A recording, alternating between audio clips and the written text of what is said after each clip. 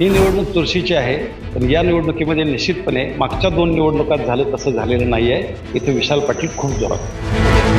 इलेक्शनची मुद्द्यावर होण्याच्या ऐवजी सहानुभूती, अस्मिता आणि झालेलं राजकारण याच्यावर ही इलेक्शन गेली.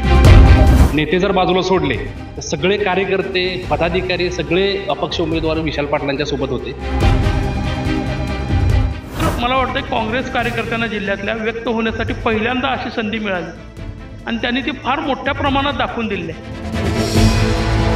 2019 पासून 2024 पर्यंतच्या 5 वर्षाच्या काळामध्ये संजय काकांच्याकडून एक फार मोठी काही चूक झाली, मोठं कांड झालं, त्यामुळे त्यांच्या विरोधात वातावरण गेलं, असं काही घडलं. त्याचबरोबर विशाल पाटलांनी फार मोठे या ठिकाणी काम केलं आणि या 5 वर्षात त्यांची खूप मोठी प्रतिमा उंचावली, असंही काही झालेलं नाही.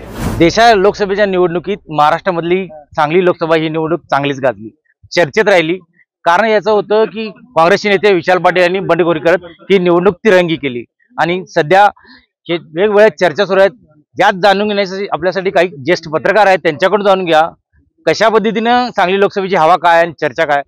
मोहिते सर सांगा, सांगली लोकसभेमध्ये हवा कोणाची आणि कशा पद्धतीने? सांगली लोकसभेच्या निवडणुकीमध्ये इथं काट्याची टक्कर सुरू आहे. त्यामध्ये महाविकास आघाडीचा म्हणजे इंडिया आघाडीचा उमेदवार बाजूला फेकला गेला आणि तिथं भाजपचे सिटिंग MP संजय काका पाटील आणि विशाल पाटील काँग्रेसचे बंडखोर यांच्यामध्ये ही जोरदार चुरशीची लढत सुरू आहे. आता हवा कोणाची आहे हे बघण्यापूर्वी आपल्याला हे बघायला लागेल की याच्या आधीच्या 2 निवडणुकांमध्ये संजय काका का निवडून आले. मागच्या वेळी तर तिरंगी लढत होती, त्यामध्ये ते आले, त्यांना फायदा झाला. त्याच्या आधीच्या 14च्या निवडणुकीमध्ये ते आले. तर त्या आता या 5 वर्षाच्या काळामध्ये म्हणजे 2019 पासून 2024 पर्यंतच्या 5 वर्षाच्या काळामध्ये संजय काकांच्याकडून एक फार मोठी काही चूक झाली, मोठं कांड झालं, त्यामुळे त्यांच्या विरोधात वातावरण गेलं, असं काही घडलेलं नाही. त्याचबरोबर विशाल पाटलांनी फार मोठे या ठिकाणी काम केलं आणि या 5 वर्षात त्यांची खूप मोठी प्रतिमा उंचावली, असंही काही झालेलं नाही आहे. पण ज्या कारणामुळं हवा 2014ला आणि 19ला बदललेली होती, त्याच कारणामुळं हवा यावेळीही बदललेली असू शकते. इथं स्थानिक कारणं त्याला किती आहेत हा भाग वेगळा. आता अँटी इन्कम्बन्सी प्रस्थापितांच्या विरोधातलं मत हा एक भाग आहे आणि त्याचबरोबर आपल्या जिल्ह्यामध्ये, राज्यामध्ये, देशातलं माहिती नाही, पण तिकडेही कदाचित की ज्या कारणामुळे म्हणजे जी मोदी लाट होती त्या लाटेमध्ये हे सगळे आमदार, खासदार, तरुण निवडून येत होते. त्यांचं असेल, पण त्यांना विजयापर्यंत न्यायला ती लाट कारणीभूत ठरत होती. आता कदाचित तसं होणार नाही आहे, की तेवढी लाट राहिलेली नाही आणि त्याचा परिणाम संजय काकांना भोगावं लागेल असं दिसतं. भोगावं लागेल याचा अर्थ अत्यंत चुरशीची लढत आहे आणि असं म्हटलं जातं की खासदारकीच्या निवडणुकीला मतदारसंघ खूप मोठा असतो आणि इथं बंडखोर कधी चालत नसतो. बंडखोराला खूप ताकद लावायला लागते, कारण त्याच्याकडे ना नेते असतात, ना इन्फ्रास्ट्रक्चर असतं, त्याच्याकडे बूथ कमिटी असते, काहीच नसतं. एका बाजूला संजय काकांच्याकडे या सगळ्या शक्ती होत्या, राज्य सरकार, केंद्र सरकार, सक्षम बूथ कमिट्या, त्याच्या ट्रायल्स झालेल्या, सगळं होतं त्यांच्याकडे. आणि दुसऱ्या बाजूला विशाल पाटलांना उमेदवारी मिळणार का नाही यात बराच काळ गेला आणि त्या काळामध्ये जी चर्चा झाली विशाल पाटलांच्या विषयी आणि त्यांच्याविषयी सहानुभूती निर्माण झाली, त्याचा फार मोठा फायदा या ठिकाणी विशाल पाटलांना झाला. आणि तुम्ही जो नौखा तसा तुलनेत नौखा उमेदवारांना उभा केला, त्यामुळं एक प्रकारची सहानुभूतीची लाट विशाल पाटलांच्या बाजूने उभा राहिली आणि त्यामुळेच विशाल पाटील आता विजयाला जवळपास घासायला जात आहेत. ही निवडणूक चुरशीची आहे, पण या निवडणुकीमध्ये निश्चितपणे मागच्या 2 निवडणुकात झालं तसं झालेलं नाही आहे. इथं विशाल पाटील खूप जोरात आहेत. तुम्ही सर काय सांगा, कळीचे मुद्दे काय होते प्रचारात 4-5? प्रचारामध्ये प्रारंभी इथं उमेदवारी कुणाला मिळणार हाच मुद्दा होता. म्हणजे याच्यामध्ये पूर्वी कोल्हापूर विमानतळ झालं पाहिजे, ड्रायपोर्ट झाला पाहिजे, पाणी योजनांचा निधी व्हायला पाहिजे, हायवे पूर्ण झाले पाहिजे, असे मुद्दे होते. पण जशी इलेक्शन रंगत गेली तशी त्या पद्धतीनं तिकीट कोणाला मिळलं, म्हणजे विशाल पाटलांना तिकीट मिळणार, काँग्रेसचं मिळणार का महाविकास आघाडीचं मिळणार आणि मग त्याच्यानंतर मग चंद्रहार पाटलांचं काय होणार ह्याच्यावर चर्चा जवळजवळ महिना झाली. त्यामुळे ही इलेक्शनची मुद्द्यावर होण्याच्या ऐवजी सहानुभूती, अस्मिता आणि झालेलं राजकारण याच्यावर ही इलेक्शन गेली. मग या इलेक्शनमध्ये कुणी कोणाला तिकीट मिळवून देऊन प्रयत्न केले. मग काँग्रेसच्या लोकांनी आरोप केले की कुणीतरी कटकारस्थान केलं. नाना पटोलेंनी सुद्धा सांगितलं मी एका षड्यंत्राला बळी पडलो. आणि त्यानंतर झालेल्या प्रेसमध्ये पुन्हा मग संजय पाटलांनी मला कपटी मित्रापेक्षा दिलदार शत्रूंनी मदत केली वगैरे असं सांगितलं. तर ह्या सगळ्यामुळे मुद्दे या निवडणुकीमध्ये म्हणजे शेतकऱ्यांचे मुद्दे असतील, बेरोजगारांचे मुद्दे, कुठलेच मुद्दे चर्चेला आलेले नाहीत. हे फक्त सहानुभूती, एकमेकांच्यावरची टीका, एकमेकांच्या संस्था कोणी बंद पडल्या ह्याच्यावर झाल्या. पण माझं म्हणणं आहे की ह्या सगळ्या गोष्टीच्या चर्चेचा फायदा हा अप्रत्यक्षपणे अपक्ष उमेदवार विशाल पाटलांना अप्रत्यक्षपणे झाला आणि शेवटच्या टप्प्यामध्ये आणि याच्यामध्ये ही इलेक्शन अत्यंत चुरशीची गेली. त्यामुळं या इलेक्शनकडे सगळ्या महाराष्ट्राचं लक्ष लागून राहिलं. सुरज हा कप्ती मित्रपक्ष दिलदार शत्रू बरा असं संजय काका बोलले. याच्या मागचं गणित काय होतं आणि कशाबद्दल? सांगली जिल्हा हा संस्थात्मक उभारणी करणाऱ्या लोकांचा जिल्हा आहे. म्हणजे ज्यांच्याकडं संस्था, ज्यांच्याकडं इन्फ्रास्ट्रक्चर, त्यांचं राजकारण चालतंय किंवा त्यांचा लोकमतावर एक प्रभाव असतो, असं एक हे आहे.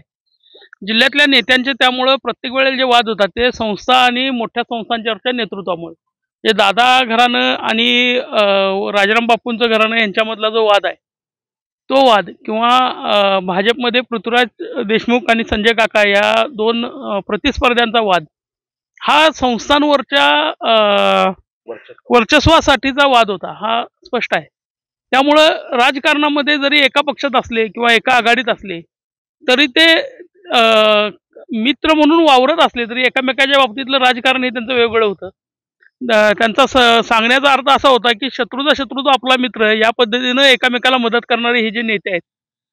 तर तशा पद्धतीनं दिलदारपणा दाखवून काही लोकांनी त्यांना मदत केली आणि पक्षातल्या लोकांनी म्हणजे अगदी पृथ्वीराज देशमुखांचं नाव घेतलं तरी चालेल की कारण त्यांचा व्हिडिओ व्हायरल झालेला आहे, ते संजय काकांच्या विरोधात काम केलं असं एक वातावरण तयार आहे. तर त्यामुळे तो एक संदर्भ त्यांनी संजय काकांनी दिला होता. जयंत पाटलांनी संजय काकांना मदत केली म्हणायची. जिल्ह्यामध्ये जयंत पाटील, संजय काका हे जयंत पाटील जेव्हा पालकमंत्री होते त्यावेळी सुद्धा त्यांच्याबरोबर फिरताना आढळत होते, त्यांच्याबरोबर वावरत होते आणि एक अंडरस्टँडिंगचं राजकारण दोघांच्या मध्ये गेली 10 वर्ष पण आहे. त्याच्यापूर्वी सुद्धा आर पाटलांचा ज्यावेळी विरोध होता संजय काकांचा आणि त्यावेळेला जयंत पाटलांचा सपोर्ट हा स्पष्टपणे दिसत होता. आता फक्त हे असं आहे की हे मान्य कोणच करणार नाही. तुम्ही काय सांगाल की काँग्रेस शेवटपर्यंत महाविकास आघाडीवर राहिली, पहिला होती तशी काळामध्ये पहिल्यापासून राहिली. मला असं वाटतं की जसं जसं वारं फिरत गेलं म्हणजे ज्या पद्धतीनं सहानुभूती आणि विशेष म्हणजे आता मोहिते साहेबांनी ज्यावेळी सांगितलं की ही निवडणूक सहानुभूती आणि काँग्रेसच्या अस्तित्वाची निवडणूक आहे असा ज्यावेळी मुद्दा आला तर त्यावेळी काँग्रेस त्यांच्या मागे म्हणजे नेते जर बाजूला सोडले तर सगळे कार्यकर्ते पदाधिकारी सगळे अपक्ष उमेदवार विशाल पाटलांच्या सोबत होते. त्यामुळे मला असं वाटतं की काँग्रेसनं आणि नंतर विश्वजित कदमांनी जरी भूमिका घेतली महाविकास आघाडीच्या व्यासपीठावर येऊन की आम्ही आघाडी धर्म पाळू, परंतु शेवटपर्यंत त्यांना कार्यकर्त्यांचा विरोध राहिला आणि ते त्या पद्धतीनं महाविकास आघाडीचं काम करू शकलेत असं मला स्पष्टपणे वाटतं. मोहिते सर मला सांगा की या निवडणूक कुणी कशा पद्धतीने कुरपड्या केल्या, काय कारण होतं, कशाबद्दल? जशी महाविकास आघाडीमध्ये म्हणजे इंडिया आघाडीमध्ये एक वाक्यता नव्हती तशाच म्हणजे चंद्रहारच्या पाठीशी राहण्यामध्ये तिथं कुणी शिल्लक राहिला नाही. तशीच अगदी करेक्ट परिस्थिती भाजपमध्ये सुद्धा होती. म्हणजे जपच्या विलासराव जगतापांच्यापासून अजितराव घोरपडे आता सांगितलं तसं पृथ्वीराज देशमुख आणखी अन्य खूप कार्यकर्ते आहेत. अगदी मिरज सांगली शहरातले सुद्धा नगरसेवक आणि प्रभाव असलेले आपल्या भागावरचे कार्यकर्ते आहेत ते सुद्धा भाजपमधून निघून कुणी विशाल पाटलांच्याकडे गेलं. परंतु एक लक्षात आलं की काँग्रेस आणि काँग्रेसला मानणारा जो मतदार आहे त्यातले जे नेते आहेत ते फारसे वळून भाजपकडे गेले नाहीत. पण भाजपमधले अनेक जण पुन्हा आले. आता शेवटच्या टप्प्यामध्ये करेक्ट कार्यक्रम कोणाचा झाला, कोणी कोणाचा केला, तर तो कार्यक्रम किती तीव्रतेनं होतो हे सुद्धा महत्त्वाचं आहे. कारण ती जी मतं आहेत करेक्ट कार्यक्रमाची ती समजा 100 मतं असतील तर ते अँटी बीजेपी वोट्स आहेत. ते तुम्ही जर त्यांना सांगितलं जाऊन तुम्ही कमळाला मत द्या तर त्यापैकी फक्त 20% डायव्हर्ट होऊ शकतात, 30% डायव्हर्ट होऊ शकतात. 70% मतं त्यांना जायचं तिथंच जातात. तुम्हाला हवी असतील तर पडणारी सगळी मतं तुम्ही सांगाल तिकडे कधी जात नसतात. त्यांची ती मेंटॅलिटी बनलेली असते. त्यामुळे इथं पुरवठ्यापेक्षा महाविकास आघाडीचे किंवा इंडिया आघाडीचे विशाल पाटील उमेदवार नसले तरी सुद्धा ज्यांची खूप कमी ताकद आहे जिल्ह्यामध्ये ते उभाटा शिवसेनेच्या उमेदवारापेक्षा एकत्रितपणे इंडिया आघाडी जवळपास विशाल पाटलांच्या पाठीशी उभा होती. आणि विशाल पाटील अपक्ष असण्याचा हा फायदा झाला की भाजपमधल्या काही लोकांना उघडपणे काम करता आलं कारण ते काही काँग्रेसचे उमेदवार नव्हते, ते अपक्ष उमेदवार होते. ह्या कुरघोड्यांचा त्यांना तिकीट न मिळण्याचा या सगळ्याच गोष्टींचा विशाल पाटलांना फायदा झालेला आहे. त्यामुळे निवडणुकीमध्ये एक जबरदस्त चुरस निर्माण झाली. जाती समीकरण कशा पद्धतीने मुळात मागच्या वेळेला जी लढत झाली ती तिरंगी लढत झाली. म्हणजे संजय काका पाटील, विशाल पाटील आणि गोपीचंद पडळकर अशी झालेली होती वंचित आघाडीमध्ये.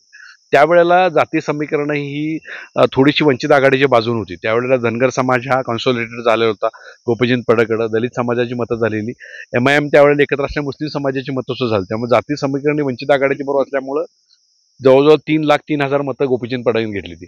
यावेळी मात्र हे सगळं समीकरण हे विशाल पाटलांना पोषक असं थोडंसं झालं. याला कारण असं आहे की प्रकाश आंबेडकरांनी वंचित आघाडीचा पाठिंबा, थेट पाठिंबा म्हणजे महाराष्ट्रात बऱ्याच ठिकाणी त्यांनी उमेदवार उभे केले, पण सांगलीमध्ये मात्र त्यांनी प्रकाश शेंडेंचा पाठिंबा काढून विशाल पाटलांना पाठिंबा दिला.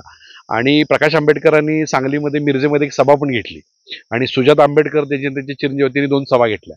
त्यामुळं दलित समाजाचं बऱ्याचपैकी कन्सोलिडेटेड हे विशाल पाटलांच्या बरोबर झालं. मुस्लिम समाजाचं मत हे अँटी बीजेपी असल्यामुळं, ते पण स्ट्रॅटेजिक वोटिंग असल्यामुळं तेही मागच्या वेळेला MIM मुळे थोडं बाजूला गेलं होतं, ते पण ह्या वेळेला विशाल पाटलांच्या बरोबर थोडं दिसलं. आणि जरांगे फॅक्टरमुळं मराठा समाज जो आहे तर ते मराठा समाजानं कुणाला पाडायचा असा आदेश जरांगे पाटलांनी दिला. कुणाला पाडायचं म्हणजे हा अप्रत्यक्ष रोख हा देवेंद्र फडणवीस यांच्याकडे होता आणि देवेंद्र फडणवीसांच्या उमेदवाराला पाडा असा त्याचा अर्थ होता. त्यामुळे त्याचा परिणाम मराठवाडा, विदर्भ, उत्तर महाराष्ट्राबरोबर इकडं पश्चिम महाराष्ट्रात पण झाला. त्यामुळं इथल्या मराठा समाजानं सुद्धा अँटी बीजेपीचं मतदान केलेलं आहे. त्यामुळे मराठी, मुस्लिम, दलित असं कॉम्बिनेशन हे विशाल पाटलांच्या बरोबर थोडं होतं. दुसऱ्या बाजूला संजय काकांच्या बरोबर, त्यांच्याबरोबर अप्पर कास्टची वोट बँक, ओबीसीची वोट बँक आणि हिंदू दलित वोट बँक अशी वोट बँक त्यांच्याकडे झालेली होती. त्यांची यंत्रणा एका बाजूला होती. त्यामुळं शेवटच्या टप्प्यामध्ये जाती समीकरणं एका बाजूला, यंत्रणा एका बाजूला आणि धर्म पण बाजूला. त्यानंतर योगी आदित्यनाथ यांच्या सभेमुळं ही इलेक्शन एका धर्मावर नेण्याची धार्मिक ध्रुवीकरण करण्याचा प्रयत्न झाला. इथं जर जात प्रभावी ठरले असेल तर त्याचा निश्चित फायदा विशाल पाटलांना होईल आणि धर्म प्रभावी झाला असला तर संजय काकांना फायदा होईल. पण इथं आता सध्या जर आपण बघितलं तर जाती गणितं थोडी स्ट्रॉंग झालेली दिसतात याच्यामध्ये, असं मला वाटतं. जिल्ह्यातलं टक्केवारी बघितली तर खानापूरमध्ये एकदम सगळ्यात कमी मिळालं, तासगाव कवठेमंकाळमध्ये जास्त मिळालं. यामागची कारण काय असेल? कसं आहे की कार्यकर्त्यांची चुरस जिथं आहे, खानापूर आटपाडीचा जर विचार केला तर त्या तालुक्याचे नेते अनिल बाबर हे आज हयात नाही. त्याचा एक परिणाम होता की सगळ्यांना एकत्रित बांधून नेतील असे नेते नव्हते आणि सगळेच नेते एका बाजूला भाजपकडे दिसत होते. प्रत्यक्षात ते किती कार्यरत होते हे माहीत नाही.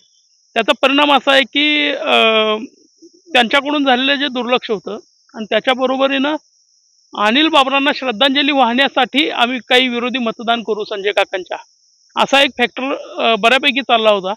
त्या लोकांनी आपल्या पद्धतीनं काम केलं आणि बूथवर, जिथं भाजपच्या बूथवर जे लोक दिसायला पाहिजे होते ते त्यावेळी दिसले नाहीत. तसंच प्रत्येक ठिकाणी झालं असं होतं की जे नेते बूथमध्ये लोकांना ओढून आणण्याचं काम करतायत, हे सगळे जे लोक होते ते कुठेतरी म्हणजे दिसत नव्हते, अदृश्यरित्या आपलं काम करत होते. त्यांनी ज्यांचं काम केलेलं आहे त्यांच्यापुरतंच हे मर्यादित झालं आणि त्याचा परिणाम असा आहे की अपेक्षित मतदान जे होतं तेवढं झालं नाही आणि जे म्हणजे ज्यांना काही बदल घडवायचा आहे किंवा ज्यांना मतदान आपल्या एका विशिष्ट हेतूसाठी करायचं आहे तेवढेच लोक त्या ठिकाणी उपस्थित राहिले. हा त्यातला काँग्रेसच्या कार्यकर्त्यांचे मर्यादा दूर करण्यासाठी जेवण केलं होतं, त्यावरून आरोप प्रत्यारोप सुरू आहे. याकडे कसं बघताय की काँग्रेसनं खरंच मदत केली की महाविकासाकडे? नाही, हे स्पष्ट दिसतंय, कारण विशाल पाटलांनी सुद्धा विशाल पाटलांच्या बाजूने भारतीय विद्यापीठाच्या ज्यावेळी वर्धापन दिनाचा पुण्यात कार्यक्रम झाला त्यावेळी 4 तारखेला कळेल की मी कुठल्या पाटलांच्या मागं आहे असं विश्वजित कदमांनी सूचक विधान केलेलं होतं. आणि ते कालचे ज्या पद्धतीनं जेवण दिलं आणि तिथं विशाल पाटील, विश्वजित कदम हे एकत्र असणं किंवा सगळ्या पदाधिकाऱ्यांना, म्हणजे त्यांच्या सगळ्यांना अंदाज आलेला आहे की जर विशाल पाटील आला तर त्याचं श्रेय काँग्रेसलाच मिळालं पाहिजे आणि काँग्रेसनं सुद्धा त्याच्यावर कारवाई केली आहे. त्यामुळं आज ही उमेदवार जरी अपक्ष लढले असले तरी ते काँग्रेसचे उमेदवार आहे.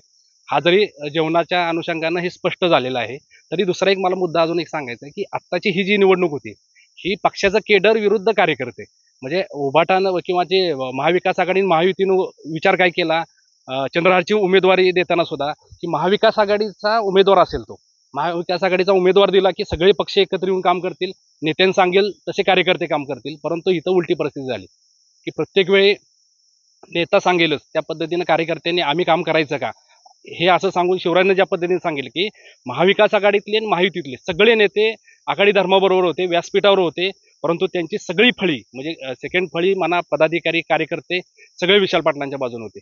म्हणजे ही जर म्हटलं तर हा जो काही निकाल लागेल अपक्ष येईल किंवा संजय काका पाटील येतील तर ही जिल्ह्याच्या राजकारणाला कलाटणी देणारी निवडणूक असणार आहे.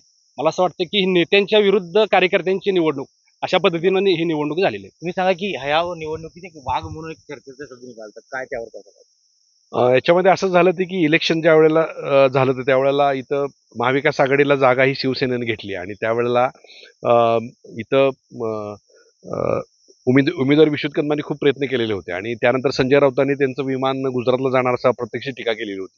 तर त्यावेळेला काँग्रेसचे कार्यकर्ते भयंकर चिडलेले होते आणि त्याने त्यांचा निषेध पण केलेला होता. त्यानंतर मात्र विश्वजित कदमांच्या मनामध्ये कायम आडी राहिली होती की शिवसेनेने जागा आपण घेतली आणि आपण जे 6 महिने प्रयत्न करून झालं. त्यामुळे मी तुम्हाला मागं एकदा म्हटल्याप्रमाणे ही लढाई विश्वजित कदम विरुद्ध जयंत पाटील अशा वेगळ्या पद्धतीने झाली आणि याचा ह्या दोन नेत्यांनी वेगवेगळ्या प्रकारची आपली ताकद वापरून ही इलेक्शन लढवली. म्हणजे दोन्ही उमेदवार जरी एका बाजूला असले तरी दोघांनी आपापली यंत्रणा वेगळ्या कारणासाठी वापरली, सगळ्या जिल्ह्याला माहिती आहे. तर त्यावेळेला असं झालं की शिवसेनेच्या अनेक कार्यकर्त्यांकडून आणि संजय राऊतांच्याकडून सातत्याने टीका झालेले आणि अशा परिस्थितीत संतप्त झालेल्या विश्वजित कदमांनी उद्धव ठाकरेंसमोर असं केलं की तुम्ही मुंबईत आणि महाराष्ट्राचे वाघ असला तर आम्ही मात्र सांगली जिल्ह्याचे वाघ आहोत, असं स्टेटमेंट त्यांनी भर सभेमध्ये उद्धव ठाकरेंच्या समोर विश्वजित कदमांनी केलं. त्याला उत्तर असं ह्याने दिलं संजय राऊतांनी की वाघ कोण आहे हे 4 तारखेला कळेल, पण माझ्या दृष्टीने जयंत पाटील हे वाघ आहेत असं त्यांनी सांगितलं त्याच्यामध्ये.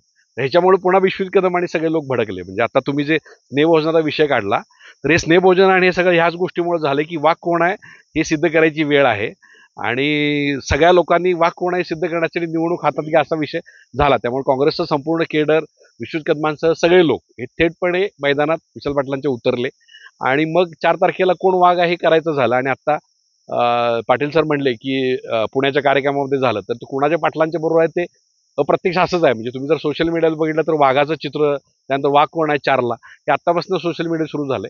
त्यामुळं जरी हे शिवसेनेचं असलं तरी ह्या वाघाचा विषय आणि सांगली जिल्ह्याच्या नेतृत्वाची लढाई म्हणजे ही वाघाची लढाई असं होतं. म्हणजे पूर्णी वारण्याचा वाघ आणि शिळाचा नाग अशी एक फाईट होती. तर आता ते वाघाचं शिफ्टिंग सुरू आहे. वाघ इकडनं पुन्हा वाळव्यातून पुन्हा पलसकोडेगावला जातो का अशी परिस्थिती आहे. तर त्या दृष्टीनं वाघाचं महत्व ह्याला आणि आपल्या 4 तारखेला कळेल कोण वाघ आहे. तुम्ही काय सांगाल, कोण निवडून येण्याची शक्यता दाखवतो लोकांच्या चर्चेत? नाही, आता अपक्ष उमेदवार मी म्हणालो तसं मगाशी अपक्ष उमेदवाराला खूप मोठी ताकद लागते. जिल्ह्यात नेटवर्क नसतं. प्रकाश आंबेडकर हे एकमेव नेते होते की ज्यांनी विशाल पाटलांसाठी सभा घेतली. प्रकाश आंबेडकर सोडले तर विशाल पाटील हे एकहाती प्रचार करत होते. जरी आपण आता चर्चा केली तसं नेते नव्हते, पण दुसरी तिसरी फळी त्यांच्यासोबत होती. तर दुसरी तिसरी फळीच खूप इम्पॉर्टंट असते. जी जिल्ह्यामध्ये आता हवा आहे त्यानुसार ही लढत या 2 उमेदवारामध्ये अगदी काट्याची आहे.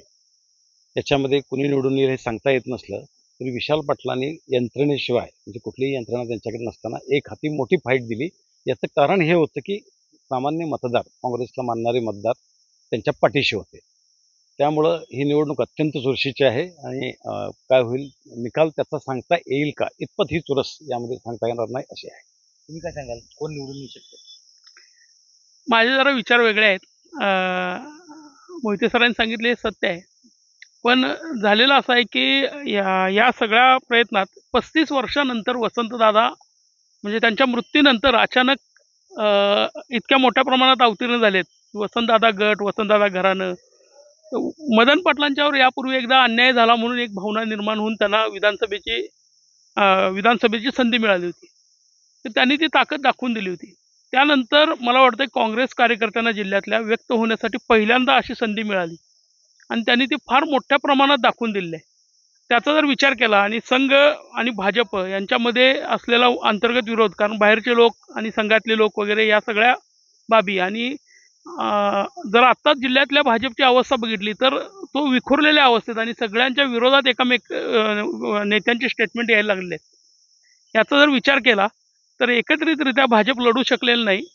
त्यामुळे तो पराभवात छायेत आहे आणि विशाल पाटलांच्या लक इतकं जागृत झालं की वसंतदादा फॅक्टर इतका जोरात चालला की दादांच्या मृत्यूनंतर 35 वर्षानं दादा कुटुंबासाठी दादा नाव उपयोगात आलं असं म्हटलं तर बऱ्यापैकी चान्सेस विशाल पाटील विजयी होण्याचे आहेत.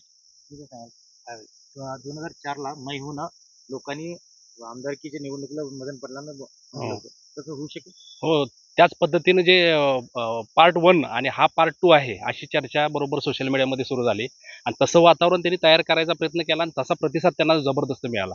मी मगाशी जो मुद्दा मांडला तोच मुद्दा आहे की नेत्यांच्या विरुद्ध कार्यकर्त्यांची निवडणूक किंवा जनतेने ही पहिल्यांदा असं होणार आहे की अपक्ष उमेदवार निवडून येणं एवढं सोपं काम नाही. हे काय जिल्हा परिषद किंवा पंचायत समिती, नगरपालिका नाही, परंतु खासदारकीला एखादा अपक्ष उमेदवाराची एवढी हवा होणं किंवा स्पर्धेत येणं तो आणि ज्या पद्धतीनं जे सहानुभूती त्यांच्या भोवती तयार झाली असं झालं तर मला असं वाटतं की कदाचित ही कलाटणी देणारी ह्या संपूर्ण राजकारणाला कलाटणी देणारे निकाल सांगली जिल्ह्यामध्ये लागू शकतो. ज्या पद्धतीनं हवा होती तसं जर मतदान झालं तर विशाल पाटील फरकानं येऊ शकतात आणि काकाने ज्या पद्धतीने यंत्रणा शेवटच्या टप्प्यामध्ये प्रचार थांबल्यानंतर 2 दिवसात जी काकाने यंत्रणा राबवली त्याला जर यश आले तर काका सुद्धा तेवढ्याच फरकानं, म्हणजे मला असं वाटतं की ही फार घासून पुसून निवडणूक होण्यापेक्षा दोघंही आले तर मोठ्या मताधिक्याने येतील. नक्कीच की निवडणूक सांगलीची ही चुरशीत झालेली आहे. येणाऱ्या 4 जूनलाच कळेल की कोण उमेदवार निवडून येणार. पुढे सुजित सह आसिफ मुरसल, न्यूज 18 सांगली.